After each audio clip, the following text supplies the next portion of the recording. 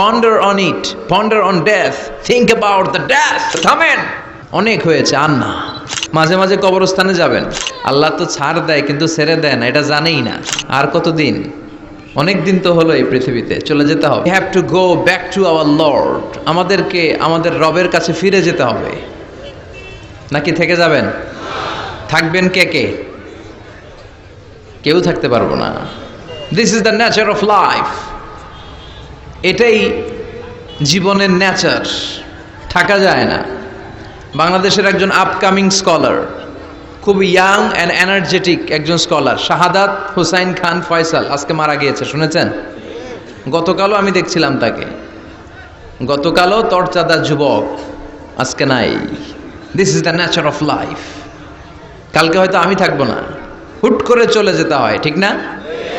এই যে জীবন পরিক্রমায় আমরা আসি, থাকি, আবার চলে যাই, এরপরেও আমাদের টনক নড়ে না। আমাদের হৃদয় বড্ড পাষাণ, আমাদের এই হৃদয় নরম হতে চায় না, আমাদের চোখ বেয়ে পানি নামতে চায় না। এটাই জীবনের নিয়ম, চলে যেতে হবে। দাদা চলে গেল, বাবা গেল, আপনি যাবেন না? এটা কি ভাবেন? এটা প্রতিদিন ভাবা দরকার যে আমাকে চলে যেতে হবে। আমার পরবর্তী জীবনের জন্য, পরজগতের জন্য আসলে আমি কি করছি? আমরা শুধু ছুটছি, পাগলের মতো শুধু ছুটছি। আমরা ব্যস্ত, মহাব্যস্ত, super busy. Our life is super busy life. এত ব্যস্ত, এই ব্যস্ততা যেন শেষ হতে চায় না। এত ব্যস্ততা কিসে? স্টপ, থামেন একটু, বসেন, sit down and think about death. The most certain thing in our life is death. And the most uncertain thing in our life is the time of death. আমাদের জীবনের সবচাইতে সুনিশ্চিত বিষয় হচ্ছে যে আমরা মরে যাব, ঠিক না? সুনিশ্চিত, আমিও যাব, আপনিও যাবেন। কিন্তু the most uncertain thing in our life is the time of death. আর আমাদের জীবনের সবচেয়ে অনিশ্চিত বিষয় হচ্ছে মৃত্যুর সময়। আমরা কবে যাব আমরা কেউ জানি না। চলে যেতে হয়।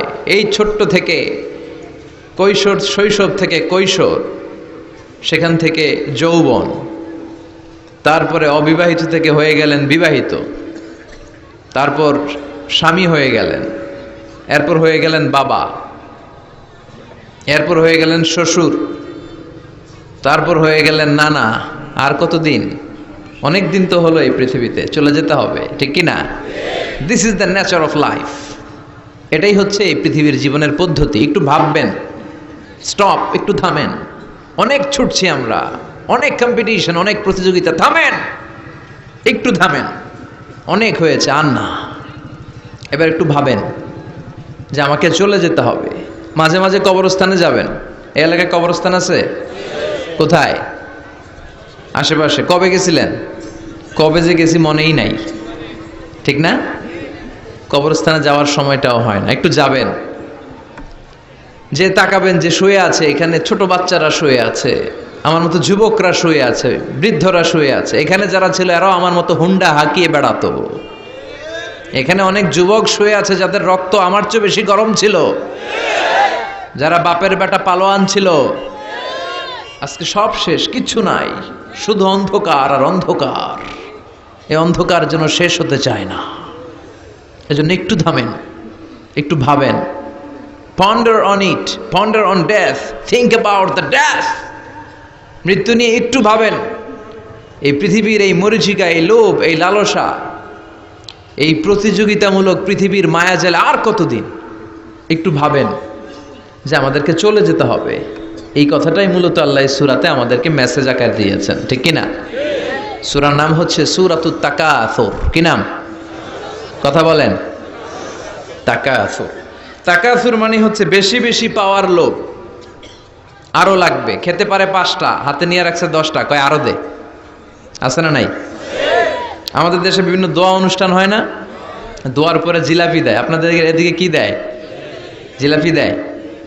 তো ছোট বাচ্চারা দেখবেন কয়েক জায়গায় জিলাপি দেয়, তো এদিকে 5টা নিচে, ওদিকে 5টা, ওর হাতে আর জায়গা হয় না, এরপর আরো নিতে গেছে ওই জায়গায়। আছে না নাই? এটা হচ্ছে মানুষের বৈশিষ্ট্য। মানুষ আরো চায়, যার আছে বেশি চায় বেশি, যার যত আছে তার তত চাহিদা। যার সাইকেল আছে সে হুন্ডা চায়, ঠিক কিনা? যার হুন্ডা আছে সে প্রাইভেট কার চায়, চায় না? যার প্রাইভেট কার আছে সে প্লেন চায়, একটা প্লেন যদি থাকতো আমার খালি উঠতাম আকাশে। যার প্লেন আছে ও হেলিকপ্টার চায়, ঠিক কিনা? এই যে চাওয়া, আরো লাগবে, আরো আরো। যার 2 তলা সে 5 তলা বানাতে চায়, ঠিক কিনা? যার 4টা বাড়ি ও 8টা বাড়ি চায়, তাই না? এলাকার মেম্বার চেয়ারম্যান হতে চায়, চেয়ারম্যান এমপি হতে চায়, এমপি মন্ত্রী হতে চায়, মন্ত্রী কি হতে চায়? প্রধানমন্ত্রী হতে চায়। কিন্তু এদেশে অসম্ভব। কথা বলেন, এই দেশে সবাই প্রধানমন্ত্রী হতে পারবে? ঘুরে ফিরে 2-1 জন, ঠিক কিনা? তো যারাই প্রধানমন্ত্রীর আসনে বসে এই দেশে, আল্লাহ যেন তাদেরকে কোরআনের আলোকে এদেশ চালানোর তৌফিক দান করে। ইদানিং সময় দেখতে পাচ্ছি যে মাননীয় প্রধানমন্ত্রী শেখ হাসিনা অনেক বিষয়ে জিরো টলারেন্সে রয়েছেন। I do appreciate such kind of initiative in Bangladesh. এখন দেখতে পাচ্ছি যে দুর্নীতি দমন কমিশন আগের চেয়ে একটু সচল হয়েছে, ঠিক কিনা? বিভিন্ন মন্ত্রণালয়ের কাজের যে স্পিড এটা একটু বেড়েছে। এটা যেন লোক দেখানো না হয়, এটা যেন সাময়িক সময়ের জন্য না হয়, এটা যেন একটা কন্টিনিউয়াস প্রসেস হয়, তাহলেই বাংলাদেশের উন্নতি হবে। চিল্লায় বলেন ঠিক কিনা? আমরা জনসাধারণ, আমরা খেটে খাওয়া মানুষ, আমরা খুব বেশি কিছু চাই না। আমরা চাই নিরাপত্তা, আমরা চাই দুবেলা দুমুঠো খেয়ে পড়ে থাকার অধিকার, আমরা চাই কথা বলার স্বাধীনতা, আমরা চাই চিন্তার স্বাধীনতা, আমরা চাই আসল অর্থে স্বাধীনতা। চিল্লায় বলেন ঠিক কিনা? এরকম একটা দেশ যেন আমরা গড়তে পারি, আল্লাহ তৌফিক দাও। তাহলে যার আছে যত বেশি তার চাহিদাও তত বেশি। এজন্য বিষ্ণু বলেছেন, উনজুর ইলা মান হুয়া আসফালা মিন, তোমার চেয়ে যে নিচে আছে তার দিকে তাকাও, তোমার চেয়ে যে উপরের দিকে আছে তার দিকে তাকিও না। উপরের দিকে তাকালে তোমার কষ্ট লাগবে, কিন্তু নিচের দিকে তাকালে তোমার শুকরিয়া আদায় করতে মন চাবে, ঠিক কিনা? শেখ সাদি রাহিমাহুল্লাহ নাম শুনছেন না? ওনার একবার আর্থিক ভাবে খুব খারাপ অবস্থা যাচ্ছিল, ওনার পায়ে জোতা ছিল না, কি ছিল না? তো উনি মন খারাপ যে হায়রে, আমি এত বড় ইরানি কবি, আমি বালাগাল উলা বিকামালিহি কাশাফাদ দুজা বিজামালিহি লিখলাম, ওটা বিশ্বব্যাপী আমার এত নাম দাম, আমার পায়ে জুতা নাই। উনি বেজায় মন খারাপ করে রাস্তায় বেরিয়ে হাঁটছেন খালি পায়ে। হাঁটতে হাঁটতে হঠাৎ একটা লোকের দিকে তাকালেন, দেখলেন ওই লোকের 2টা পাই নাই। কি নাই? পা নাই। এবার উনি আল্লাহর শুকরিয়া করেন যে আল্লাহ অনেক দিয়েছো, অনেক দিয়েছো, শুকর আলহামদুলিল্লাহ। এজন্য আপনার চেয়ে খারাপ অবস্থানে যে আছে তার দিকে একটু তাকান। আপনি আপনার অবস্থানে সন্তুষ্ট না, কিন্তু অনেকে আছে আপনার অবস্থানে আসার জন্য সংগ্রাম করে যাচ্ছে। আপনার অবস্থানটা, আপনার বর্তমান অবস্থানটা অনেকের কাছে স্বপ্ন। সে স্বপ্ন দেখে আপনার জায়গায় পৌঁছার। এজন্য সব অবস্থায় শুকরিয়া করতে হবে কার? সূরার নাম সূরাতুত তাকাসুর। সূরার নাম কি? তাকাসুর মানে বেশি বেশি চাওয়া। মানুষের স্বভাব হচ্ছে মানুষ বেশি বেশি চায়। রব্বুল আলামিন বলেন, আলহাকুমুত তাকাসুরু হাত্তা যুরতুমুল মাকাবির। দুনিয়ার লোভ লালসা, বেশি বেশি পাওয়ার আকাঙ্ক্ষা তোমাদেরকে একেবারে গাফেল বানিয়ে দিয়েছে। এই গাফলতি কোনোদিন তোমাদের কমবে না যতদিন না তোমরা কবরের বাড়িতে ঢুকবা। কার কথা? রব্বুল আলামিন বলেন, আলহাকুমুত তাকাসুরু হাত্তা যুরতুমুল মাকাবির। দুনিয়ার লোভ লালসা তোমাদেরকে পাগল বানিয়ে দিয়েছে। এই গাফলতি পাগলামি কোনোদিন তোমাদের থামবে না যতদিন না তোমরা কবরে ঢুকবা। কার কথা? কবরে আমাদের ঢুকাই লাগবে, বাঁচার কোনো উপায় আছে? একদিন মাটির ভেতরে হবে ঘরে মন আমার, কেন বান্ধ দালান ঘর, প্রাণ পাখি উড়ে যাবে পিঞ্জর ছেড়ে। ধরা ধামে সবই রবে, তুমি যাবে চলে।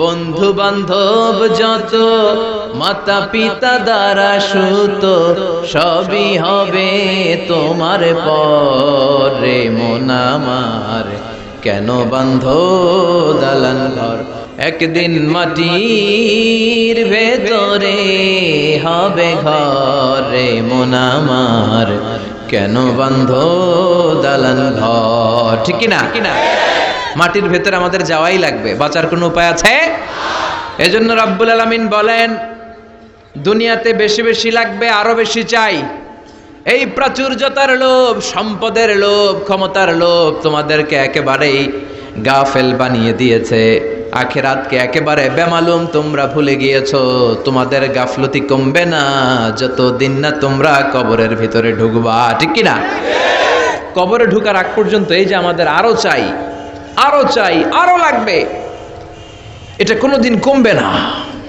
একমাত্র কবরই পারে আমাদেরকে স্তব্ধ করে দিতে আমাদেরকে থামিয়ে দিতে পারে শুধুমাত্র কেবলমাত্র কবর চিল্লায় বলেন ঠিক কিনা ওই কবরে ঢোকার আগ পর্যন্ত খালি হাত পাতে আরো দাও যারা হাত পাতে এদেরকে আরবিতে বলে ফকির কি বলে আল্লাহ বললেন তোদের স্বভাব হচ্ছে ফকিরদের স্বভাব কার কথা ইয়া আইয়ুহান্নাসু আনতুমুল ফুকারাউ ইলাল্লাহ ওয়াল্লাহু হুয়াল গনিয়ুল হামিদ ও দুনিয়ার মানুষেরা তোমরা সবাই ফকির আসল ধনী একজন চিল্লায় বলেন তিনি কে তিনি হচ্ছেন আল্লাহ তিনি কারো কাছে চায় না আর সবাই তার কাছে চায় ঠিক কিনা আমাদের স্বভাব আরো চাই এই স্বভাবটা আমাদের পাল্টাতে হবে আপনি একটু যোগ বিয়োগ দিবেন যে সুখে শান্তিতে সুখ শান্তি খুব আপেক্ষিক বিষয় খেয়াল রাখবেন সুখ শান্তি টাকা দিয়ে কেনা যায় না এই কথাটা মনে থাকবে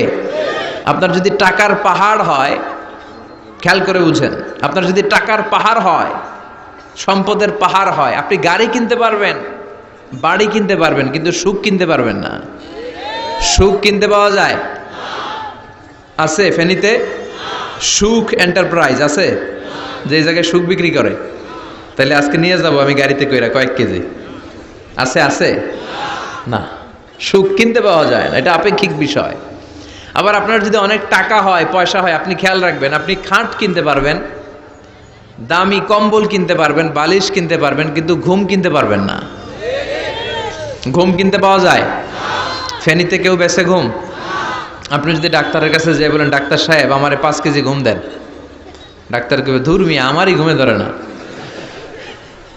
আমারই মাঝে মাঝে টেনশনের চোটে ঘুম আসে না আপনারে কি দিব ঘুমের তো এই জন্য ঘুম কিনতে পাওয়া যায় না খেয়াল রাখবেন সুখ শান্তি এগুলো আল্লাহর দান অল্পেও সুখ থাকতে পারে ঠিক কিনা আপনি বিশ্বনবীর জীবনী পড়ে দেখেন বিশ্বনবী অল্প খেতেন অল্প পড়তেন অল্প জমাতেন আর অল্পের ভিতরে সুখ দিয়েছে কে টাকা যার বেশি দুঃখ তার বেশি টাকা যার বেশি কষ্ট তার বেশি টাকা যার বেশি টেনশন তার বেশি আপনি খেয়াল করে দেখেন যারা বড় বড় ভিআইপিস এন্ড সিআইপিস অনেকদের সাথে আমাদের পরিচয় আছে তো ফ্যামিলিগত অনেক বিষয় আমরা কিছুটা জানি সুখ নাই শান্তি নাই খালি কষ্ট আর ব্যারাম আর কি ব্যারাম আরাম আছে ইসলামের ভিতরে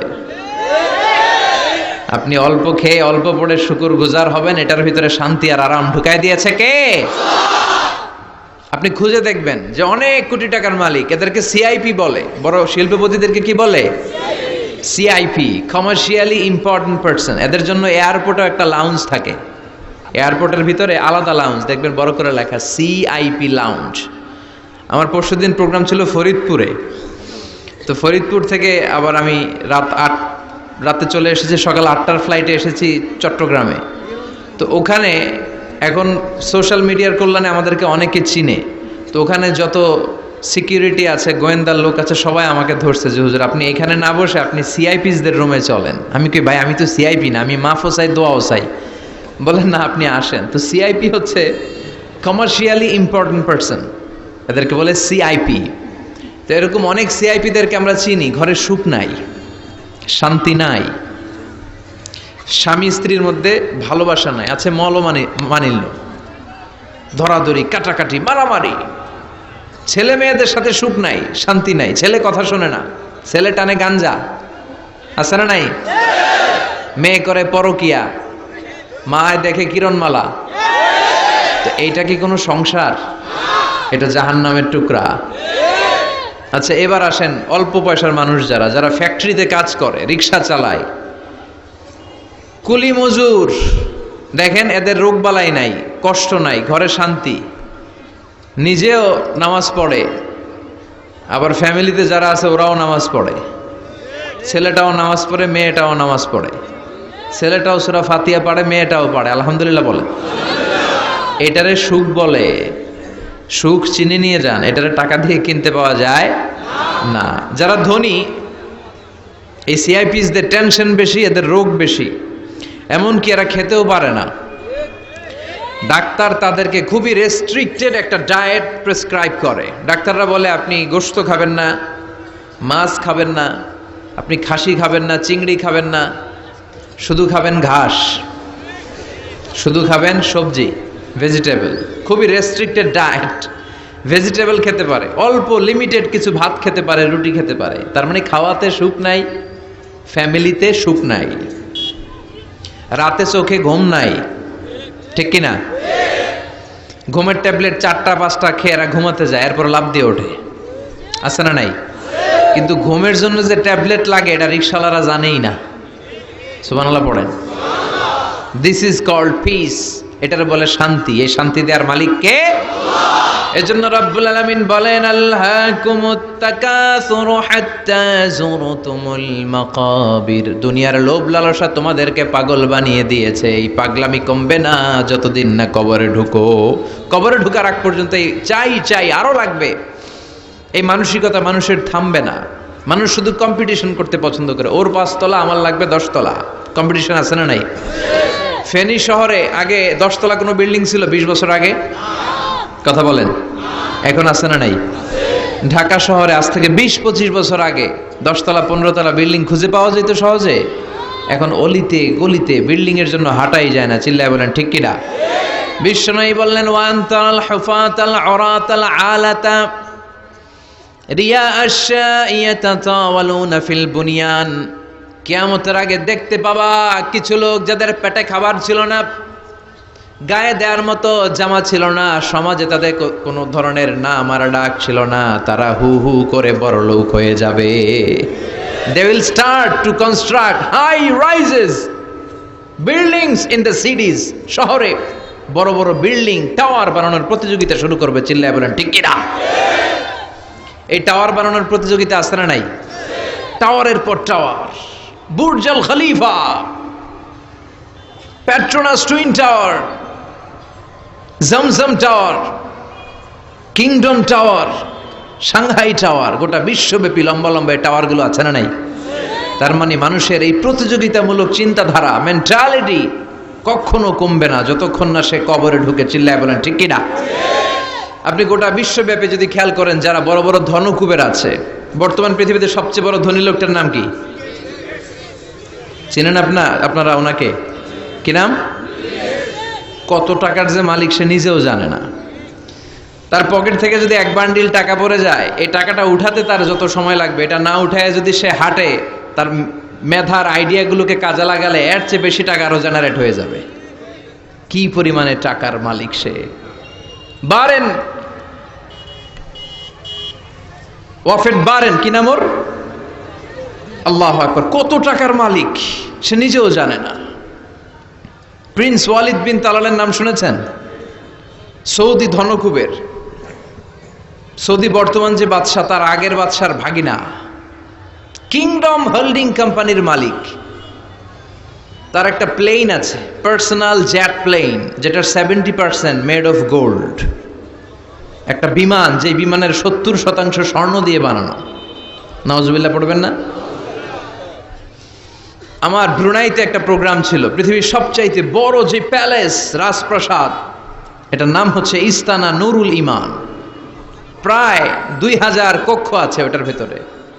ওই রুমগুলোর ভেতরে যে কমোড আছে, টয়লেটের কমোড, এগুলো মেড অফ গোল্ড, স্বর্ণ দিয়ে বানানো। নাউজুবিল্লাহ কইবেন না? এই ইস্তানা নুরুল ইমানের মালিক হচ্ছে ব্রুনাইয়ের সুলতান হাসান আল বলখিয়া। তার সংগ্রহে 500টা রোলস রয়েস গাড়ি আছে। কয়টা? যে রোলস রয়েসগুলোর কমসে কম দাম হচ্ছে বাংলাদেশি টাকায় 8 থেকে 10 কোটি টাকা। এরকম কয়টা আছে? আচ্ছা, আপনারা উত্তর করেন যে একজন মানুষের আনন্দ ফুর্তি করতে, ঘুরতে, চিলিং করতে, আউটিংয়ে যেতে, লং ড্রাইভে যেতে সবাই মিলে ফ্যামিলির কয়টা গাড়ি লাগে? 5টা, 10টা? হ্যাঁ, তার সংগ্রহে রোলস রয়েস গাড়ি আছে 500টা। পোরশে, ফারারে, লাম্বরগিনি, ওডি, রেঞ্জ রোভার, এই জাতীয় বিশ্ববিখ্যাত যে ব্র্যান্ড, এই পরিমাণ কি পরিমাণ যে তার সংগ্রহে আছে, কালেকশনে আছে, তার কোনো শেষ নাই। তার মানে মানুষের মেন্টালিটি হচ্ছে যার আছে যত বেশি তার চাই তত বেশি। চিল্লায় বলেন ঠিক কিনা? এজন্য রাব্বুল আলামিন বলেন, আল্হাকুমুত তাকাসুর হাত্তা যুরতুমুল মাকাবির, তোমাদের দুনিয়ার লোভ লালসা কোনোদিন কমবে না যতক্ষণ না তোমরা কবরের বাড়িতে ঢুকবা। ঠিক কিনা? এই কবরে ঢোকার আগ পর্যন্ত মানুষের সম্পদ আর অর্থের প্রতি লোভ লালসা আকাঙ্ক্ষা কখনো কমবে না। খেয়াল রাখবেন, সম্পদ উপার্জনে ইসলাম বাধা দেয় না। আপনি যদি হালাল পন্থায় উপার্জন করতে চান, এটারে হালাল রেখেছে কে? সম্পদ আপনি উপার্জন করবেন, খরচ করবেন, আপনার উপর জাকাত ফরজ হলে জাকাত দিয়ে দিবেন, কিন্তু সম্পদকে হৃদয়ে স্থান দেয়া যাবে। হৃদয়ে থাকবে কার ভয়? চিল্লায় বলেন কার? যাদের হৃদয়ে আছে আল্লাহর ভয়, তারা কভু পথ ভুলে যায় না। আল্লাহর প্রেম ছাড়া এই দুনিয়ায় কারো কাছে কোনো কিছু চায় না। রাতের আধারে যারা সেজদাতে রয়, দু চোখের শ্রুতে নদী যেন বয়। ছলনার হাতছানি যতই আসুক, পেছনে ফিরেও সে তাকায় না। যাদের হৃদয়ে আছে আল্লাহর ভয়, তারা কভু পথ ভুলে যায় না। আল্লাহর প্রেম ছাড়া এই দুনিয়ায় কারো কাছে কোনো কিছু চাই না, কারো কাছে কোনো কিছু চাই না। ঠিক কি না? মুমিনের অন্তরে তো মুমিন অর্থ সম্পদকে স্থান দিতে পারে না। মুমিনের অন্তরে মুমিন স্থান দিবে কাকে? চিৎকার করে বলতে হবে কাকে? তার মানে ইসলাম বলে তুমি সম্পদ উপার্জন করো, সম্পদকে তুমি আহরণ করো, কিন্তু সম্পদকে তুমি তোমার হৃদয়ে স্থান দিও না। হৃদয়ে স্থান দিবা কাকে? আবার সম্পদ পেয়ে যখন আপনি ধনী হয়ে যাবেন, জাকাত দেয়াটারেও ফরজ করেছে কে? দে জাকাত, দে জাকাত, তোরা দে রে জাকাত। তোর দিল খুলবে পরে, আগে খুলো খাত। দে জাকাত, দে জাকাত, তোরা দে রে জাকাত। পড়েন আমিন। আপনার দিল পরে খুলবে, আগে খুলতে হবে কি? হাত। হাত যাদের খোলা তাদেরকে পছন্দ করে কে? আবার বিশ্বনবী বললেন 7 শ্রেণীর ব্যক্তি আছে, যে 7 শ্রেণীর ব্যক্তিকে রব্বুল আলামিন কিয়ামতের ময়দানে আরশের নিচে ছায়া দিবে। ওই 7 শ্রেণীর মধ্যে 1 শ্রেণীর ব্যক্তি এমন ব্যক্তি, ওই ব্যক্তি ডান হাত দিয়ে যেটা দান করে, তার বাম হাত ওই দানের ঘটনা টের পায় না। ডান হাতে দেয় কিন্তু বাম হাত টের পায়। তার মানে গোপন দান। কি দান? গোপন দান আল্লাহর কাছে খুব প্রিয়। গোপন দানের মধ্য দিয়ে আল্লাহর ক্রোধ রাগ কমে যায়। এজন্য গোপনে দান করবেন। আপনি মাহফিলে লোক দেখিয়ে 1 লক্ষ টাকা দিলেন, 10 লক্ষ, এটার মধ্যে যদি রিয়া থাকে, শো অফ, লোক দেখানো মানসিকতা থাকে, এটা হয়ে যাবে হাবা আম্মানসুরা। মিজানের পাল্লা এটার কোনো ওজন হবে না। আর আপনি রাত্রিবেলা লুকিয়ে লুকিয়ে মসজিদের পাশ দিয়ে যাচ্ছিলেন, দেখলেন যে দান বক্স, পকেট থেকে 2 টাকার নোট বের করে দিয়েছেন, এটারে মিজানের পাল্লায় উহুদ পাহাড়ের সমান ভারী করবে কে? এজন্য আল্লাহ বলেন, গোলাম তোর গোপন দান আমার কাছে প্রিয়। বান্দা যখন গোপন দান করে, ওই গোপন দানকে আল্লাহ বাড়াতে থাকে, যদিও এটা পরিমাণে কম। আল্লাহু আকবার। গাভীর মালিক যখন নতুন বাছুর পায়, গাভী যখন বাছুর দেয়, উটের মালিক যখন নতুন উটের বাচ্চা জন্ম দেয়, উটের মালিক বড্ড খুশি হয়ে যায়। উটের মালিক উটের ছোট বাচ্চাটাকে খাইয়ে দাইয়ে পেলে পুষে বড় করে। আল্লাহ বলে, আমার সন্তুষ্টির জন্য যে এই ছোট্ট দানটুকু সেই দিন তুই করেছিস, তোর দানটাকে পেলে পুষে বড় করে আমি উহুদ পাহাড়ের সমান বানিয়ে তোর মিজানের পাল্লায় উঠায় দেব রে গোলাম। এজন্য লুকিয়ে দান করাটা শ্রেয়। আপনারা যারা দান করতে চান, আপনারা শো অফ না করে লুকিয়ে দান করবেন। রাজি আছেন তো? আর সম্পদশালী যারা হয়েছেন তারা যাকাত দিবেন। যারা যাকাত দেয় না, ওয়াল্লাযীনা ইয়াকনিজুনা আয-যাহাবা ওয়াল ফিদ্দা ওয়ালা ইউনফিকুনাহা ফি সাবিলিল্লাহ ফাবাশশিরহুম বিআযাবিন আলীম। রব্বুল আলামিন বলেন, নবী, যারা সম্পদের মালিক, 10টা 20টা ফ্ল্যাটের মালিক, একরের পর একর জমির মালিক, বিশাল সম্পদের মালিক, তারপরেও সম্পদ জমিয়ে রাখে, আল্লাহর রাস্তায় যাকাত দেয় না, তাদেরকে আপনি কঠিন আযাবের সুসংবাদ দেন। পড়েন নাউজুবিল্লাহ। আওয়াজ করে বলেন তো, আযাবের সুসংবাদ হয় না দুঃসংবাদ? হচ্ছে দুঃসংবাদ, কিন্তু আল্লাহ বললেন আযাবের সুসংবাদ দাও। তার মানে এই আযাবটা যেন তেন কোনো আযাব নয়, এটা ভয়ঙ্কর একটা আযাব। এটা যেন তেন আযাব নয়। 1000 বছর জাহান্নামের ভেতরে জ্বালিয়ে রাখা লোহার খুন্তি দিয়ে আপনার পেটে একটা ছেক দেয়া হবে, কপালে একটা ছেক দেয়া হবে, পিঠের মধ্যে ছেক দেয়া হবে। নাউজুবিল্লাহ পড়েন। এজন্য আল্লাহ বললেন কঠিন মর্মন্তুদ আযাব আর শাস্তি, পানিশমেন্টের সুসংবাদ দাও। ছেলে গণিত পরীক্ষায় ফেল করেছে, মা বলে তুই ফেল করছস, তোর আব্বা এসে এমন মাইট দিবে, মাইট দিলে মজা টের পাবি। আচ্ছা আওয়াজ করে বলেন, মাইট দিলে কি মজা পাওয়া যায় না ব্যথা পাওয়া যায়? কিন্তু মা বললেন যে মজা টের পাবি, তার মানে মাইটটা যে কড়া মাইর হবে, শাস্তিটা হবে বড় ডেঞ্জারাস শাস্তি। এই শাস্তির তীব্রতা, মাইরের তীব্রতা বোঝানোর জন্য মা মজার কথা বলেছেন। চিল্লায় বলেন ঠিক কিনা? এজন্য সম্পদশালী যারা হয়েছেন আল্লাহর শুকরিয়া করেন, আর বছরান্তে যাকাত দিয়ে দেন। সম্পদের মধ্যে বরকত দিবে কে? সাইয়েদনা মুসা আলাইহিস সালামের নাম শুনেছেন? ওনার এক চাচাতো ভাই ছিল কারুন, বিশাল সম্পদের মালিক। কত যে সম্পদ! তার সব সম্পদগুলো সে সিন্ধুকের ভেতরে আটকে রাখতো। আর ওই সিন্ধুকের তালার যে চাবিগুলো, ওই চাবিগুলা কাঁধে তুলতে 10 জন মানুষ লাগতো। তাহলে সম্পদ কি কম না বেশি? সাইয়েদনা মুসা আলাইহিস সালাম বললেন, আল্লাহ তোমাকে সম্পদের মালিক বানিয়েছে, তুমি এই সম্পদের যাকাত দাও। কি দাও?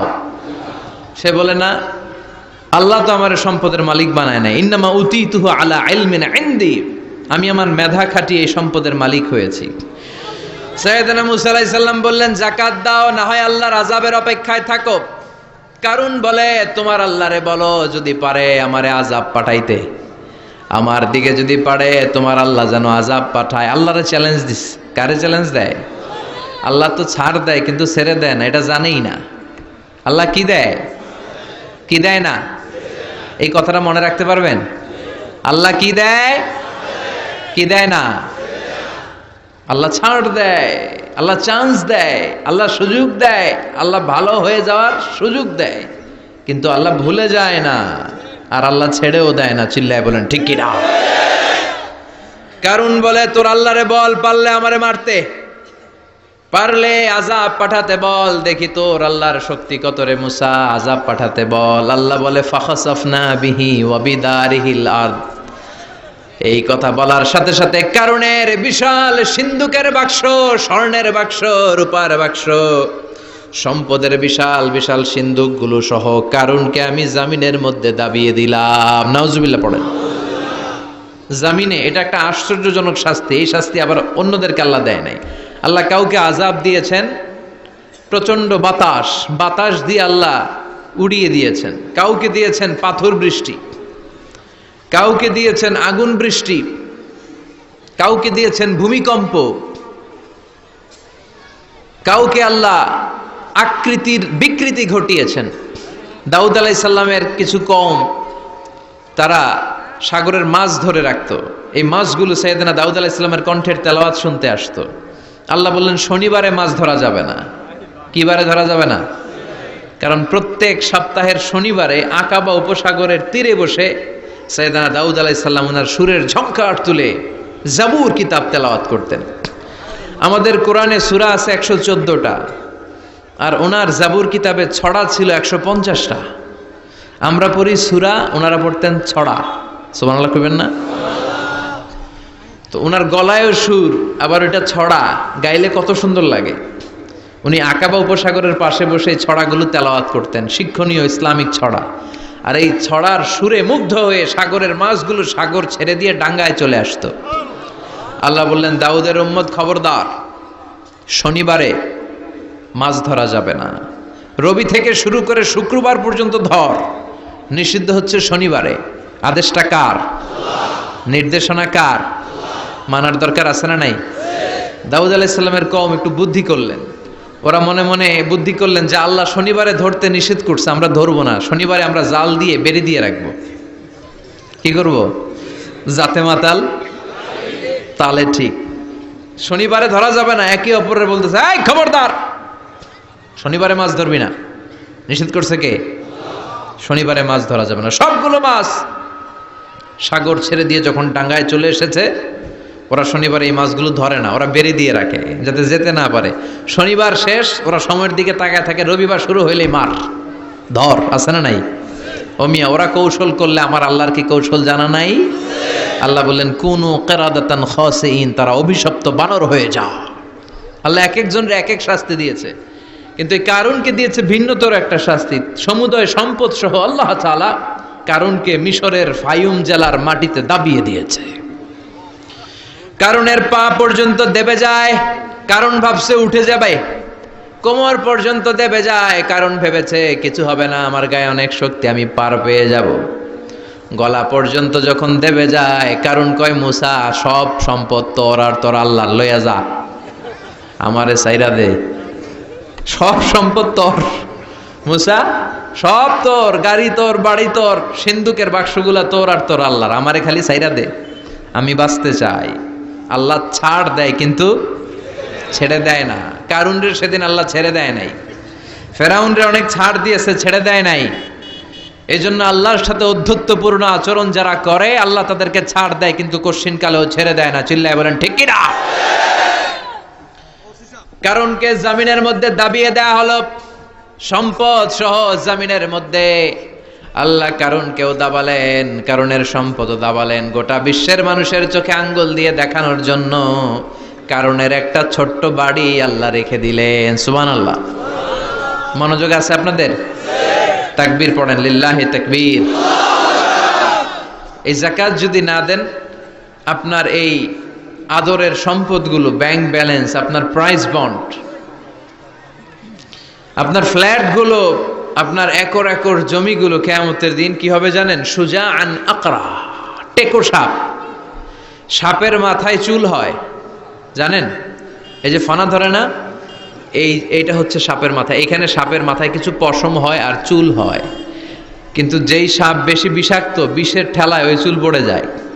এই জায়গায় চুল, আবার দেখতে যায় না আজকে সাপ ধইরা একেবারে শেষ করে দিবে। তো আল্লাহ যে সাপগুলো দিয়ে আমাদেরকে পানিশমেন্ট দিবে, এগুলো তো দুনিয়ার সাপের মতো, তাই না? এগুলো মনে হয় অ্যানাকোন্ডার মতো, C snake, rattle snake, king cobra, black mamba, Python, এই জাতীয় সাপ না। সুজাআন আকরা, টেকো সাপ, মাথায় চুল নাই, এক একটা ছোবলে আপনার পুরো দেহটা ভেনোমাস হয়ে যাবে, পয়জনাস হয়ে যাবে। এক ছোবলে দেহটা 70 গজ জামিনের নিচে চলে যাবে। এজন্য যাকাত দেয়ারে আবশ্যক করে দিয়েছে কে? এখন আবার যাকাতের শাড়ি আর লুঙ্গি সমাজে আছে না নাই? আল্লাহর কসম করে বলছি, যাকাতের শাড়ি, যাকাতের লুঙ্গি বলতে কিছু নাই। এগুলো এমন শাড়ি মশারির চেয়েও পাতলা। এগুলো আপনি গরিবদের হাতে তুলে দেন কি করে? এই ঠাট্টা করার স্পর্ধা আপনাকে কে দিয়েছে? অনেক ভিআইপি সিআইপিসরা আছে, অ্যানাউন্স করে দেয়, আমার ওই বাংলো বাড়ির সামনে ফেব্রুয়ারির অত তারিখে আসবেন সবাই, 14ই ফেব্রুয়ারি আসবেন, ভালোবাসার শাড়ি দিয়ে দিব সবাই। তো এই পাতলা শাড়ি নেওয়ার জন্য আসে মহিলারা, শাড়ি দিবে 5000, মানুষ আসছে 1 লাখ, পদপৃষ্ট হয়ে মারা যায়, এরকম আছে না নাই? আপনার যাকাতের শাড়ি নিতে এসে ম্যানেজমেন্টের অভাবে, সুন্দর ব্যবস্থাপনার অভাবে পদপৃষ্ট হয়ে যারা মারা গেল, এদের হত্যার দায়ভার আপনি কিয়ামতের দিন এড়াতে পারবেন না। চিল্লায় বলেন ঠিক কিনা? যাকাত এসেছে দারিদ্র বিমোচনের জন্য, to wipe out the poverty from the society। সমাজ থেকে আপনি দারিদ্রতাকে ঝাড়ু পেটা করে বিদায় করবেন, এজন্য এসেছে যাকাত। একজন লোককে যখন আপনি যাকাত পে করবেন, এমন পরিমাণে যাকাত আপনি তাকে দিবেন যে তার জন্য আর অন্য কোথাও যাকাতের লাইনে যে হাত পাতা না লাগে। কথা বুঝতে পেরেছেন? এই জন্য যাকাতের শাড়ি, যাকাতের লুঙ্গি কোনোদিন দিবেন না। আপনি 10,000 জনকে দেওয়ার দরকার নেই, আপনি 10 জনকে দেন, 10টা সিএনজি কিনে দেন। তাদের ঘরে যদি কর্মক্ষম ছেলে পেলে থাকে, অটো রিক্সা কিনে দেন, সিএনজি কিনে দেন, একটা অস্ট্রেলিয়ান গাই কিনে দেন, দুধ বিক্রি করে ফ্যামিলিটা চলবে, ঠিক কিনা?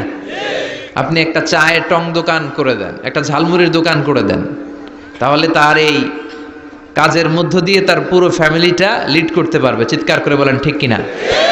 এইভাবে যাকাত দিতে রাজি আছেন তো? আপনাদের মধ্যে থেকে যদি কারো যাকাত ফরজ না হয়, আপনাদের আত্মীয় স্বজনদের মধ্যে যাদের যাকাত ফরজ হয়েছে, এই মেসেজটা পৌঁছে দিতে হবে। রাজি আছেন? রাজি আছেন? এজন্য রব্বুল আলামিন বলেন, আলহাকুমুত তাকাসুরু হাত্তা যুরতুমুল মাকাবির। দুনিয়ার লোভ কোনোদিন তোমাদের কমবে না যতদিন না তোমরা কবরে ঢুকো। কবরে ঢোকার আগ পর্যন্ত আমাদের লোভ কমবে? চিল্লায় বলেন, কমবে না। আমরা এই দুনিয়াটাকেই সব মনে করি, আসলে এটা কি সব? কথা বলেন, আসলে এটা সব না। আমরা চাক্ষুষ যখন মালাকুল মাউতকে দেখতে পাবো, তখন আমাদের টনক নড়বে। আমরা প্রত্যেকেই কিন্তু মালাকুল মাউতকে দেখব, বিশ্বাস হয়? প্রত্যেকেই আমরা দেখব, ভালো হলেও দেখব, খারাপ হলেও দেখব। নিজ চোখে আমরা মালাকুল মাউতকে দেখতে পাবো, আর আমাদের রূহ তিনি কবজ করে নিয়ে যাবেন। চিৎকার করে বলেন ঠিক কিনা?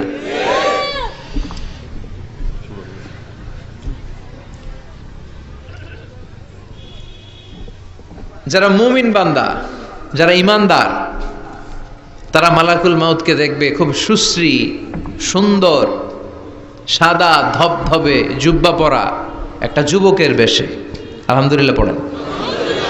আপনারা ইনশাল্লাহ এই সূরাতে মালাকুল মাউতকে দেখবেন। সুশ্রী সুন্দর এক যুবকের বেশে, সুঘ্রাণ তার গা থেকে আসছে। সে এসে মুমূর্ষু ব্যক্তির মাথার সামনে বসে পড়ে, বসে বলে, ইয়া আইয়াতুহান নাফসুল মুতমাইন্নাহ, হে প্রশান্ত আত্মা, উখরুজি ইলা মাগফিরাতিল্লাহি ওয়া রিদওয়ানি, আল্লাহর ক্ষমা, আল্লাহর সন্তুষ্টির দিকে তুমি বের হয়ে আসো। বলতে বলতে রুহুটা স্মুথলি মুমিন বান্দার দেহ থেকে বের হয়ে মালাকুল মাউতের হাতে চলে যায়। কাফান মিন আকফানিল জান্নাহ, হানুত মিন হানুতিল জান্নাহ, জান্নাতের হানুত এনে, কাফন এনে মালাকুল মাউত এটাকে খুব সম্মানের সাথে, আমরা বাঁচলেও যেমনি সম্মানিত, আমরা মরে গেলেও। রব্বুল আলামিন বলেন, ওয়ালাকাদ কাররামনা বানি আদম, আমি বনি আদমকে সম্মানিত করেছি। বেঁচে থাকলেও মানুষ সম্মানিত, মরে গেলেও সম্মানিত, ঠিক কিনা? বিশ্বনবী দেখলেন একটা লাশ নিয়ে যাওয়া হচ্ছে, পেছনে পেছনে অনেক মানুষ, লাশ বহনকারী মানুষগুলোরে দেখে বিশ্বনবী সাহাবাদের সাথে বসা ছিলেন, হঠাৎ বিশ্বনবী দাঁড়িয়ে গেলেন। সাহাবারা বললেন, নবী ইন্নাহু ইয়াহুদি, এইটা তো ইহুদির লাশ, আপনি দাঁড়ালেন কেন? আপনি বসেন। বিশ্বনবী বললেন, আওয়ালাইসাত নাফসান, হোক না ইহুদির লাশ, এটা কি মানুষ না? সুবহানাল্লাহ পড়েন। কি নবী ছিলেন! মানবতা, হিউম্যানিটি কাকে বলে তিনি গোটা বিশ্বের মানুষের চোখে আঙ্গুল দিয়ে শিখিয়ে গিয়েছেন। বিশ্বনবী বললেন, এটা মানুষ, মানুষকে আমি অনেক সম্মান দান করেছি। I have dignified the status of the sons of Adam, আমি আদম আলাইহিস সালামের সব সন্তানকে সম্মানিত করেছি। চিল্লায় পড়েন সুবহানাল্লাহ। আল্লাহ আমাদের সম্মান এত বাড়িয়েছে যে নূরের ফেরেশতারাও এই মানুষকে সেজদা দিতে বাধ্য হয়েছে, ঠিক কিনা? তুমি মাটির আদমকে প্রথম সৃষ্টি করিয়া ঘোষণা করিয়া দিলে শ্রেষ্ঠ বলিয়া, তাই তো নূরের ফেরেশতা করে আদমকে সেজদা, ঠিক কিনা? তাই তো নূরের ফেরেশতা করে আদমকে সেজদা, সবার চেয়ে সম্মান দিলে মাটির আদমকে। আল্লাহু আল্লাহু তুমি জাল্লে জালালুহু, শেষ করা তো যায় না গে তোমার গুণগান। আল্লাহু আল্লাহু, সুবহানাল্লাহ পড়েন। তার মানে মানুষের সম্মান আছে না নাই? এই মুমিন বান্দাকে আল্লাহ এত সম্মান দেয়, মালাকুল মাউত পুরুষের আকৃতিতে আসে, যুবকের আকৃতিতে আসে, ধবধবে সাদা জুব্বা পরে জান্নাতি কাফনে করে রুহুটা নিয়ে এল্লিনে চলে যায়। আল্লাহ আমাদের মৃত্যুটা যেন এরকম ইমানের মৃত্যু হয়। আরো জোরে পড়েন আমিন। আর যারা কাফের, আহলুস শিমাল, বামপন্থী, ইসলাম বিরোধী, এরাও মালাকুল মাউতকে দেখে, তবে ভয়ঙ্কর আকৃতিতে দেখে, ভয়ঙ্কর। যত কুৎসিত হতে পারে একজন মানুষের চেহারা, যত দুর্গন্ধ বেরোতে পারে একজন লোকের দেহ থেকে, এরকম ভয়ঙ্কর অগ্নিমূর্তি নিয়ে মালাকুল মাউত তার কাছেও আসে, সেও দেখে। তবে এসেই মালাকুল মাউত ত্রাস সৃষ্টি করে। কি সৃষ্টি করে? আপনারা হাইওয়েতে বাসে করে ঢাকায় যেতে কখনো ডাকাতের কবলে পড়েছেন? কেউ কেউ কেউ হয়তো পড়েছেন। ডাকাতরা কি করে জানেন? ডাকাতরা সংখ্যায় কম। পড়েছ? অনেকে পড়েছ, তাদের অভিজ্ঞতা আছে। ডাকাতরা সংখ্যায় 5 জন, বাসে আছে 50 জন, তারপরে 50 জন কাঁপতে থাকে। এর কারণ ডাকাতরা এসেই শুরুতে একটা ত্রাস সৃষ্টি করে। ওরা রামদা দিয়ে, চাকু দিয়ে এলোপাথাড়ি কোপায় পুরুষগুলোরে, যাতে রক্ত দেখে ভয়ে যা যা আছে আগে রেডি করে রাখে। কথা কন? মালাকুল মাউত ইসলাম বিরোধী আর গাদ্দার গুলোর মাথার সামনে এসে ত্রাস সৃষ্টি করে।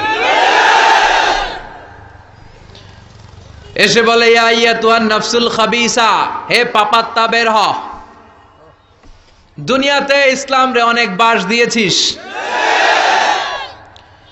আল্লাহর নবীকে অনেক গালি দিয়েছিস, ইসলামী আইনের বিরোধিতা করেছিস, ইসলামী আন্দোলনের 12টা বাজিয়েছিস। একটার পর একটা বলে ত্রাস সৃষ্টি করে, আর লোকটা কাঁপতে থাকে ভয়ে। আর বলে, ইয়া আইয়াতুহান নাফসুল খাবিসা, পাপাত্তা বের হয়ে আয়, বের হ। মুমিনের আত্মা যেমনি ডাক দেওয়ার সাথে সাথে স্মুথলি বের হয়েছে, কাফের আর মুশরিক ইসলাম বিরোধীদের আত্মা কেউ এরকম তাড়াতাড়ি বের হবে নাকি? উখরুজি ইলা গাদাবিল্লাহ, আল্লাহর রাগ, ক্রোধ আর ঘৃণার দিকে আত্মা তুই বের হয়ে আয়। বের হয় না।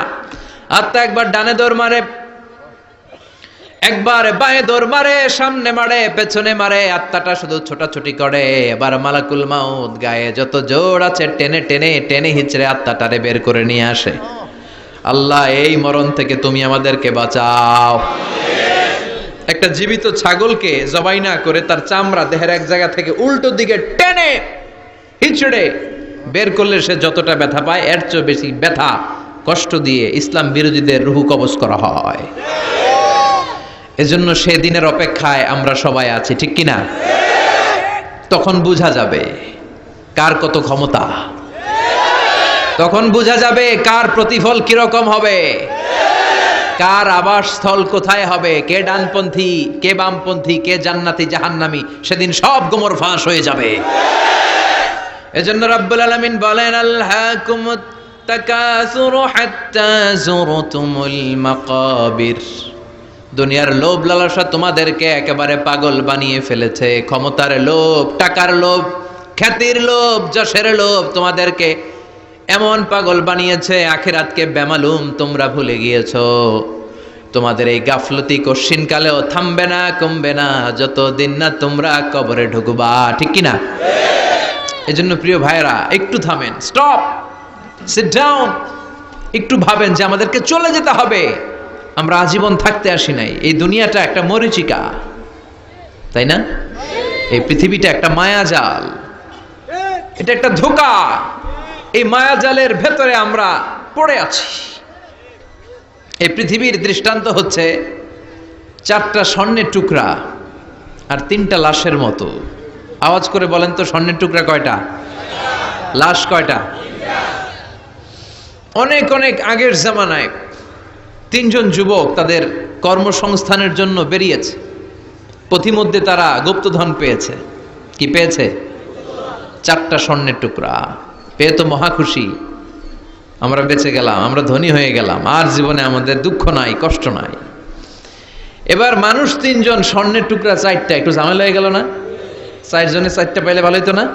মানুষ কয়জন? স্বর্ণের টুকরা কয়টা? 4টা। এবার তারা বলতে লাগলো, আমাদের প্রচন্ড ক্ষুধা পেয়েছে। একজনকে বলল, তুই বাজারে যা, বাজার থেকে রুটি কিনে নিয়ে আয়। সে রুটি কিনতে গেল। আর এই 2 জন মিলে ভাবতে লাগলো, শয়তানের ওয়াসওয়াসায় পড়ে একটা কাজ করি, যেটারে রুটি আনতে পাঠাইছে ওটারে যদি শেষ করে দিতে পারি, মানে ওটার কেল্লা যদি ফতে করে দিতে পারি, তাহলে তো আর ভাগাভাগির কোনো কাজ নাই। স্বর্ণ 4টা, তুই পাবি দুইটা, আমি পাবো। আর যে রুটি আনতে গিয়েছে সে মনে মনে ভাবে রুটিতে যদি 20 মাখায় নিতে পারি। দেখছেন খেলা? আল্লাহু আকবার। রুটিতে কি মাখায় নিতে পারি? 20। তাহলে এই দুইটারে 20 মাখানো রুটি খাওয়ায় দিলাম, 4টাই আমার। আমার আর ধরে কে? তো যেই চিন্তা ওই কাজ। ওরাও রুটির সাথে, উনিও রুটির সাথে 20 মাখাইছে, এরাও রেডি হয়ে আছে কখন আসবে। আসার সাথে সাথে ওইটারে ধইরা আইজো মায়ের কাইলো মায়ের মাইরা ওইটার বর্তমানে ফেলাইছে, ওইটা অক্কা পাইছে, শেষ। এবার দুই বন্ধু মহা খুশি, তুই দুইটা আমি দুইটা, লাফাইতেছে আনন্দে। এক বন্ধু কয় লাফাইস কম, ক্ষুধা লাগছে অনেক, আগে খেয়ে নেই। আগে কি করি, এবার প্যাকেট থেকে 20 মাখানো রুটি বের করে রুটি খাই, ওই দুইটাও শেষ। 4টা স্বর্ণের টুকরার জায়গায় পড়ে আছে, আর 3টা লাশ পাশে পড়ে আছে। হাদিহি মাসালু হায়াতি দুনিয়া, এটাই তো দুনিয়ার জীবনের দৃষ্টান্ত। বাড়ির জায়গায় বাড়ি পড়ে থাকবে, ক্ষমতার মসনদের চেয়ারটা জায়গায় পড়ে থাকবে, মানুষগুলো থাকবে না, ঠিক কিনা? আপনি খেয়াল করে দেখেন, আপনারা যদি কেউ জিজ্ঞেস করে ভাই এই বাংলো বাড়িটা কার, আপনি খুব গর্ববোধ করে বলেন যে এটা আমার বাড়ি, বলেন না? একটু খেয়াল করেন, আপনার বাবা যখন এই বাড়িতে থাকতো, কেউ যখন জিজ্ঞেস করতো বাড়িটা কার, আপনার বাবাও বলতো এটা আমার বাড়ি। আপনার দাদাও খুব পরিচয় দিত, এটা আমার বাড়ি, এই বাড়ি কার? আমার। আপনার দাদার দাদার দাদাও বলতো এটা আমার বাড়ি। আপনি মরে গেলে এই বাড়িটাই, যেটারে আপনি আমার আমার বলে আগলে রাখতেন, আপনার ছেলে তখন শুরু করবে আমার। কথা কন?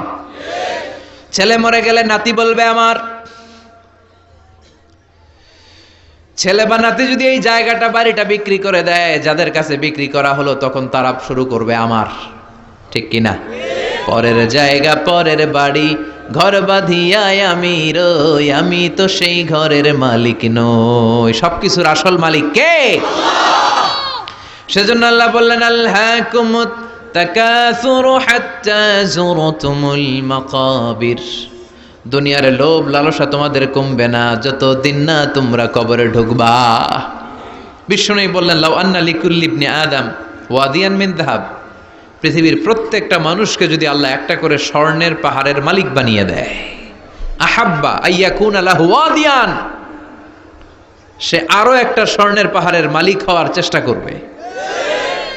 ওয়ালাই ইয়ামলা ফাহু ইল্লা তুরাব, কবরের মাটি ছাড়া তার এই লোভ লালসা, অতিরিক্ত চাওয়া পাওয়ার ইচ্ছা কোনোদিন কেউ থামাতে পারবে না। একটু বুঝে শুনে উত্তর দেন, একটা স্বর্ণের পাহাড়ের মালিক যদি আমি হই, আমি আমার 14 পুরুষ এটারে বিক্রি করে করে খেয়েও কি শেষ করতে পারবো? আপনি পাহাড় দেখছেন কত বড়, যে স্বর্ণের পাহাড় যদি হয়, এটার বেচে খেয়ে মজমাস্তি করে আমাদের 14 পুরুষের জীবন কেটে যাবে, তাহলে আরেকটা পাহাড় দিয়ে আমি কি করব?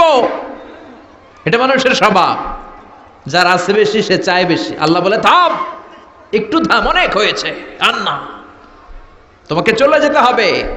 এই পাগলামির মায়া জালে আর পড়ে থেকো না, ঘুমন্ত বিবেকটাকে জাগাও, আখিরাতের সামানা তৈরি করো। চিল্লায় বলেন ঠিক কিনা? হাত্তা যুরতুমুল মাকাবির, এই কবর জিয়ারত তোমাকে করতে হবে। কবর হলো এমন জায়গা, এটা হলো মরণের পরে আখিরাতের প্রথম ধাপ। বিশ্বনবী বললেন এই ধাপটা যদি সহজ হয়, আখিরাতের বাকি ধাপগুলোরে সহজ করে দিবে কে? আর এই কবরের প্রশ্নের উত্তর যদি উল্টা পাল্টা হয়ে যায়, প্রথম ধাপের প্রশ্নের উত্তর যদি গোলমাল পেকে যায়, পরের ধাপগুলোতে মায়ের আছে না নাই? বিশ্বনবী বললেন মুমিনদের জন্য এই কবরে প্রশ্ন থাকবে কয়টা? কথা কন? 4টা। যারা ইসলাম বিরোধী, যারা কাফের, যারা মুশরিক, যারা বামপন্থী, তাদের থাকবে 3টা। মুমিনদের জন্য 4টা। মুমিনদের প্রথম প্রশ্ন, হু ইজ ইউর লর্ড? মার রব্বুক, তোর রবের নাম কি? চিল্লায় বলেন আমাদের রব কে? আল্লাহ আমারে রব, দমে দমে তনু মনে তারি অনুভব। আল্লাহ আমারে রব, তোমার দুনিয়াতে আমি যেদিকে তাকাই, অথই নিয়ামতে ডুবে আছি সবাই। পাক পাখালির গানে শুনি তসবি কল রব পড়েন আল্লাহ আমার রব। প্রথম প্রশ্ন করা হবে মার রব্বুক, তোর রবের নাম কি? চিল্লায় বলেন আমাদের রব কে? দ্বিতীয় প্রশ্ন মা দীনুক, তোর ধর্মের নাম কি? আমাদের ধর্মের নাম কি? বিশ্বনবীর চেহারা দেখিয়ে বলা হবে আতারিফু মান হাযার রাজুল, এই লোকটারে চিনো কিনা? আমরা বলবো চিনি, উনি আমাদের পেয়ারা নবী, ঠিক কিনা? চাঁদের চেয়ে সুন্দর তুমি নবী আমার কমলিহিওয়ালা, দু জাহানের বাদশাহ তুমি প্যারা নবী সাল্লে আলা, দু জাহানের বাদশাহ তুমি প্যারা নবী সাল্লে আলা, চাঁদের চেয়ে সুন্দর তুমি নবী আমার কমলিহিওয়ালা। সুবহানাল্লাহ পড়েন। আমরা বিশ্বনবীর চেহারা দেখা মাত্রই চিনে যাব, ঠিক কিনা? আমরা বলবো এই লোককে চিনি মানি, উনি ছিল আমাদের জান, আমাদের প্রাণ, আমাদের কলিজা। এই নবীর জন্য আমরা সব করতে রাজি। এই নবীর সম্মান আর ইজ্জত বাঁচাতে আমরা দেহের তাজা রক্ত ঢালতে রাজি। এই নবী আমাদের সব। এই নবীর সুপারিশ ছাড়া আমি জান্নাতে যেতে পারবো না। এই নবীর আমরা চিনি মানি, উনি তো আমাদের পেয়ারা নবী। এই তিনটা প্রশ্নের উত্তর যখন পেরে যাবেন আপনারা ইনশাআল্লাহ, চতুর্থ একটা প্রশ্ন, ওয়ামা ইলমুক, হোয়াটস ইউর নলেজ? তুমি কিভাবে শিখলা? তুমি কি নকল করে শিখেছো না জেনে বুঝে? আপনাকে বলতে হবে কোরআন থেকে জেনে, হাদিস থেকে মেনে মেনে আমি শিখেছি। চারটা প্রশ্নের উত্তর যখন আপনি করে ফেলবেন, ফেরেশতারা বলবে আহলান সাহলান মারহাবান বিক, খোশ আমদেদ, সুস্বাগতম, তুমি তো কপালওয়ালা। আলহামদুলিল্লাহ পড়েন। ইফতাহু লাহু বাবুন ইলাল জান্নাহ, তার কবর থেকে জান্নাতের দিকে একটা দরজা খুলে দেয়া হবে। ওয়া ইফসাহু লাহু কবরুহু ৭০ যিরান, তার কবরটারে ৭০ হাত লম্বা বানিয়ে দেয়া হবে। ওয়া ইউলবাসু মিন লিবাসি আহলিল জান্নাহ, জান্নাতের দুইটা পোশাক তার গায়ের মধ্যে পরিয়ে দেয়া হবে। এরপরে ফেরেশতারা বলবেন নাম কানাউমিল আরুস, ঘুমাও। বাসর রাতে বর যেমনি কনেকে নিয়ে প্রশান্তির ঘুম দেয়, আনন্দের ঘুম দাও, ঘুমাও, আপনি আরামসে ঘুমাবেন। আলহামদুলিল্লাহ পড়েন। এই ঘুম আপনার ভাঙবে না যতক্ষণ না ইসরাফিলের সিঙ্গার ফুৎকার না আসে। আপনার এই ঘুম আর ভাঙবে। আর যারা ইসলামের বিপক্ষের শক্তি, কাফের মুশরিক, তাদেরকেও বসানো হবে মালাকা নাসমাদা নাজরাকান, নীলাবচ কৃষ্ণ বর্ণের দুইজন ফেরেশতা আসবে। এদের চোখ থাকবে নীল, গায়ের রং কালো, দেখতে কেমন লাগবে রে ভাই? আল্লাহু আকবার। এসে বলবে বস, আনসার দে, মার রব্বুক, তোর রব কে? ও আল্লাহ জানবে না, ও বলবে লা আদ্রি, আমি কিছু জানি না, আমি ভালো মানুষ, আমারে মাফ করে দেন, আমারে ছাইরা দেন, আমি জানি না রব কে। কয় দাঁড়া, আর দুইটা বাকি প্রশ্ন, এরপরে দেখাইতেছি ফাইনাল খেলা। দ্বিতীয় প্রশ্ন, মা দীনুক, তোর ধর্মের নাম কি? কয় জানি না, মাফ করে দেন। লা আদ্রি, আমি ধর্ম টর্ম জানি না, আমি তো চিয়ার্স করতাম, চিয়ার্স, আমি ড্রিঙ্কস খাইতাম, আমি ধর্ষণে সেঞ্চুরি করতাম, আমি শাহবাগের মঞ্চে উঠে ইসলামের বিরুদ্ধে ভাষণ দিতাম। আমার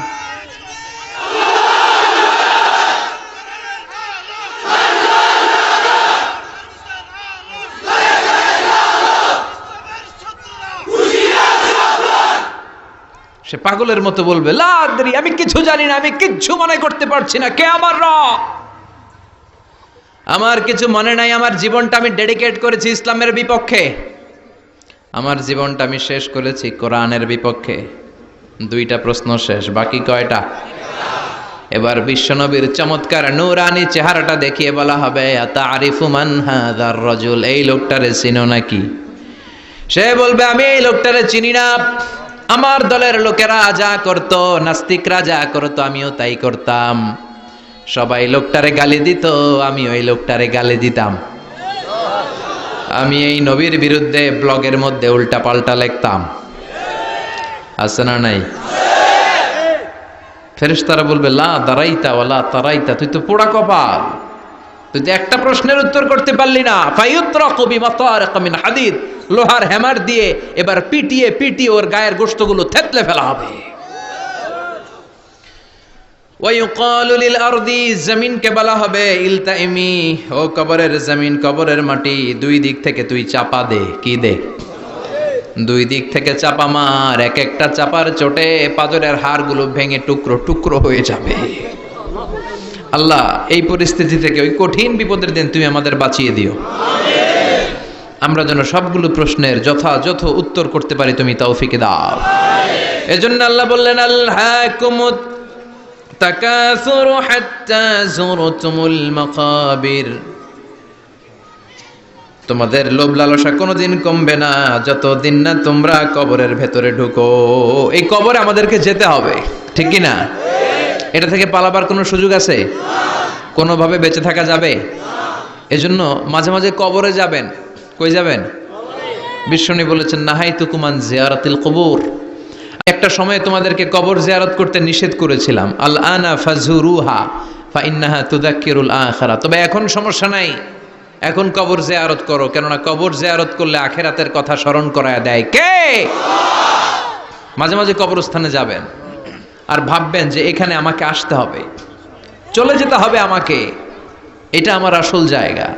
তবে মহিলারা যাবেন না, কারণ মহিলারা লাশ, কবর আর রক্ত দেখলে সহ্য করতে পারে না, তারা বিলাপ শুরু করে দেয়। আছে না নাই? ও মা গো, মইরা গেল গো, কই গেল রে, আছে না নাই? চুল টানে, লাফালাফি, বিলাপ করে নারীরা। হৃদয় নরম তো, এদের হৃদয় আবার খুব নরম। তো এই জন্য নারীরা কবরে যাবেন না, আপনারা কবরের বাইরে থেকে আপনার আব্বার জন্য দোয়া করে ফেলবেন। পুরুষরা যাবেন, প্রায় কবরে যাবেন। কবরের চারদিকে ডিজাইন করে বড় দেয়াল, গম্বুজ, এগুলো করা যাবে না। আর কবরে পড়ে থাকা ব্যক্তির কাছে কিছু চাওয়া যাবে? চাইতে হবে কার কাছে? ইদা সাআলতা ফাসআলিল্লাহ ওয়া ইদা ইসতাআনতা ফাসতাইন বিল্লাহ, যদি চাইতে হয় কার কাছে চাও? সাহায্যের দরকার, কে সাহায্য পাঠাতে পারে? এজন্য বিপদে আপদে সব সময় কার কাছে চাবো? বিশ্বনবীর কবরের সামনে দাঁড়িয়েও কিছু চাওয়া যাবে? যাবে না, কারণ বিশ্বনবীও চাইতেন কার কাছে? বিশ্বনবী নিজেই চাইতেন আল্লাহর কাছে। এজন্য আমাদেরও চাইতে হবে কার কাছে? আল মাইয়িতু ফিল কবর কাল গরিকু ফিল বাহর, সাঁতার না জানা ব্যক্তি সাগরে পড়ে গেলে যেমন অসহায়, মরে গেলে মানুষটা তার চেয়েও বেশি অসহায়, ঠিক কিনা? অসহায় কবরের মানুষ আপনারে কি দিবে? দিবেন তো আপনি। আপনি যেই তার জন্য দোয়া করবেন, ফাতিহা পাঠ করবেন, ইখলাস পাঠ করবেন, তার জন্য মাগফিরাত কামনা করবেন, আপনি দোয়া করলে তার জীবনের গুনাহ ক্ষমা করে দিবে কে? কিন্তু সে কি আপনার বিপদ থেকে মুক্ত করতে পারে? তাহলে এই সূরাতুত তাকাসুর থেকে আমাদের জীবনের জন্য শিক্ষা হচ্ছে, we have to go back to our Lord. আমাদেরকে আমাদের রবের কাছে হাজিরা দিতে হবে, আমাদের কিন্তু ফিরে যেতে হবে। এই চিন্তাটা আমাদের মাথায় রাখার দরকার আছে না নাই? চিল্লায় বলেন, মাথায় রাখার দরকার আছে না নাই? আজকে থেকে মাঝে মাঝে একটু ভাবা যাবে না যে আমাদেরকে চলে যেতে হবে? সাইয়েদনা ওমরে ফারুক বলতেন, মুতু ক্বাবলা আন তামুতু, মরার আগে একবার মরো। হাসিবু ক্বাবলা আন তুহাসাবু, আল্লাহ তোমার হিসাব নেওয়ার আগে তুমি একবার তোমার নিজের হিসাব নাও। বাড়িতে বসে দাগ কাটবেন, ভালো কাজ খারাপ কাজ লিখবেন, ভালো কয়টা করছেন, খারাপ কয়টা করছেন, এবার নিজে একটু হিসাব করেন আপনার অবস্থা কি হতে পারে। বিছানায় একবার চোখ বন্ধ করে লম্বা হয়ে শটান হয়ে শুয়ে যান, আর ভাবেন আপনি নাই। লোকজন কান্নাকাটি করবে, অ্যানাউন্স করা হবে আমাদের অমুক ভাই দুনিয়াতে নাই। বিকেল 4টায় জানাজা শুরু হয়ে যাবে। হাজার হাজার আপনার বন্ধু বান্ধবরা এসে কাঁদবে, জানাজা দিয়ে খাটিয়াতে করে কবরে রেখে দিয়ে আসবে। কেউ সাথে যাবে না, কেউ না। এই ঘটনাটা আমার, আপনার, আমাদের সকলের জীবনে ঘটতে যাচ্ছে। গোয়িং টু হ্যাপেন ভেরি সুনার, খুবই দ্রুত হতে যাচ্ছে। কবে হতে যাচ্ছে আমরা কেউ জানি না। The most certain thing in our life is death, and the most uncertain thing in our life is the time of death. আমরা চলে যাব, এটা নিশ্চিত। কবে যাব কেউ জানি না। তাই আসুন আমরা প্রতিদিন কবরের কথা অনেকবার স্মরণ করি। আল্লাহ আমাদেরকে বোঝার তৌফিক দান করো।